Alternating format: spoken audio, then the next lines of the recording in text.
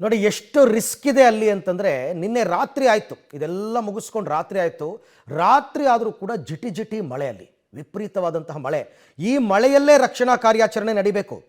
NDRF team ಅವರು ಎಷ್ಟರ ಮಟ್ಟಿಗೆ ಕಾರ್ಯಾಚರಣೆಯನ್ನು ಮುಂದುವರಿಸಿದ್ರು ಅಂತಂದರೆ, ಮಳೆಯನ್ನು ಲೆಕ್ಕಿಸದೆ ಕೆಲಸ ಮಾಡ್ತಾಯಿದ್ರು. ಯಾಕೆಂದರೆ ಅಲ್ಲಿ ಇನ್ನೊಂದು ಆತಂಕ ಇತ್ತು, ಮತ್ತೆ ಲ್ಯಾಂಡ್ ಸ್ಲೈಡ್ ಆಗಿಬಿಟ್ರೆ ಅಲ್ಲಿ ಯಾರೋ ಒಂದಷ್ಟು ಜನ ಬಚಾವಾಗಿ ಉಳ್ಕೊಂಡಿದ್ದಾರಪ್ಪ, ಅವ್ರನ್ನ ಕರ್ಕೊಂಡು ಬರಬೇಕು ಸುರಕ್ಷಿತ ಪ್ರದೇಶಕ್ಕೆ.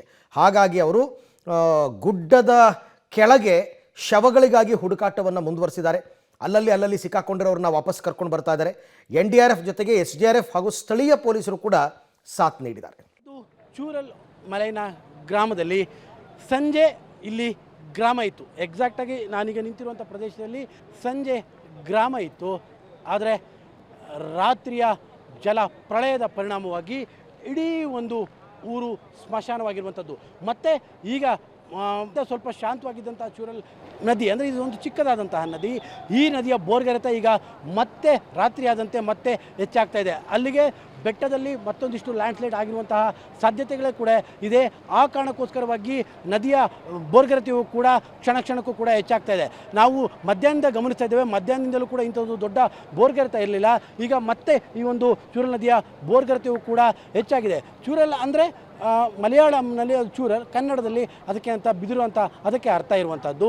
ಅಂದರೆ ಈ ಕಡೆ ಭಾಗದಲ್ಲಿ ಬಿದಿರು ಹೆಚ್ಚಾಗಿರುವಂಥ ಕಾರಣಕ್ಕೋಸ್ಕರವಾಗಿ ಇದು ಬಿದಿರು ಮಲೆ, ಅಂದರೆ ಬಿದಿರಿನ ಕಾಡು ಅನ್ನುವಂಥ ಅರ್ಥದ ಒಂದು ಗ್ರಾಮ ಇದು. ಈ ಗ್ರಾಮದಲ್ಲಿ ಸಂಜೆಯವರೆಗೂ ಕೂಡ ನೆಮ್ಮದಿ ಶಾಂತಿ ಇತ್ತು. ಆದರೆ 1:15 ಸಂದರ್ಭದಲ್ಲಿ ಈ ಒಂದು ಚೂರಲ್ ನದಿಯ ಬೋರ್ಗರೆತೆಯು ಕೂಡ ಹೆಚ್ಚಾದಂಥ ಪರಿಣಾಮವಾಗಿ ಮತ್ತು ಪಕ್ಕದಲ್ಲಿರುವಂತಹ ಬೆಟ್ಟದಿಂದ ದೊಡ್ಡ ಕಲ್ಲುಗಳು ಈ ನದಿಯನ್ನು ಸೇರಿದಂತಹ ಪರಿಣಾಮವಾಗಿ ದೊಡ್ಡದೊಂದು ಜಲಪ್ರಳಯ ಉಂಟಾಗಿದೆ. ಪರಿಣಾಮವಾಗಿ ಈಗ ಇರುವಂತಹ ಮಾಹಿತಿಗಳ ಪ್ರಕಾರವಾಗಿ 100ಕ್ಕೂ ಹೆಚ್ಚು ಜನರು ಮೃತಪಟ್ಟಿದ್ದಾರೆ. ಇದೇ ನದಿ ಬೋರ್ಗರೆತ ಹೆಚ್ಚಾದಂಥ ಕಾರಣಕ್ಕೋಸ್ಕರವಾಗಿಯೇ ಇಂಥದ್ದೊಂದು ದೊಡ್ಡದೊಂದು ಜಲಪ್ರಳಯ ಉಂಟಾಗಿರುವಂಥದ್ದು. ನದಿ ಭಾಳ ಶಾಂತವಾಗಿತ್ತು. ಈಗ ಮತ್ತೆ ನದಿಯ ಬೋರ್ಗರೆತ ಹೆಚ್ಚಾಗಿದೆ.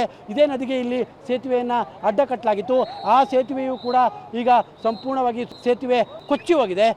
ಕೇವಲ ಮನೆ ಮಠ ಜೀವಗಳು ಮಾತ್ರ ಅಲ್ಲ, ಎಲ್ಲ ಸೇತುವೆಗಳು ಕೂಡ, ಈ ನದಿಗೆ ಇದ್ದಂಥ ಎಲ್ಲ ಸೇತುವೆಗಳು ಕೂಡ ಈಗ ಕೊಚ್ಚಿ ಹೋಗಿರುವಂಥದ್ದನ್ನು ಕೂಡ ನಾವು ಗಮನಿಸ್ಬೋದು. ಅಲ್ಲಿಗೆ ನೆಮ್ಮದಿಯಾಗಿದ್ದಂಥ ಊರು, ಈ ಬಿದಿರಿನ ಕಾಡಿನ ಥರದ ಊರಿನಲ್ಲಿ ಈಗ ಅಕ್ಷರಶಃ ಸ್ಮಶಾನ ಮೌನ.